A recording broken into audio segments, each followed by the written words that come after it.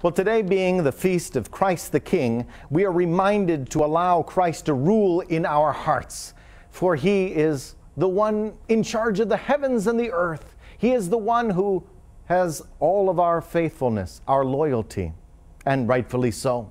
He is one with the Creator. He is the one who saves us. But when we look around at the world and we see the condition it's in, we see all the problems to the left and the right, we begin to be a little concerned. Concerned, is Christ doing His job as King? If this was any other business, you would say, I want to speak to the management. Sometimes we feel like saying that to Christ. The truth is, the difficulties of our world were not His plan. The difficulties are a result of sin. Some sin is my fault, personal sin, and I deal with the consequences. Sometimes we are the victims of other people's sins. And sometimes, well, it's just a result of the original sin. When Adam and Eve, they ate of the forbidden fruit, and that sin rippled through all of time to our modern day. The consequences of having a division among us and the difficulty just to earn our daily bread.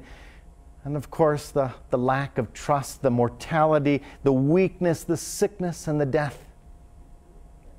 Yet, remember, as through one man, all of sin and all of its consequences came into the world, through one man, our Lord, Jesus Christ, we will live again.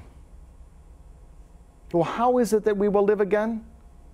He speaks to us in the prophecies of old of a hope for heaven. Do you want this to be a better world? Can you imagine a better world, one without death or sickness or hurt feelings?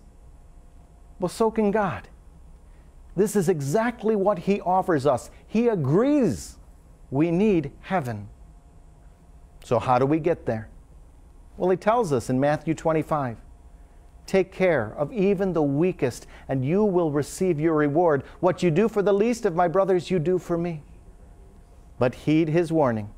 What you neglect to do, when you're supposed to be there for one another, what you do not do for the least, you have not done for me. And unfortunately, the consequences will remain. If we want heaven, then we follow. I think it's time that we give our allegiance to the King.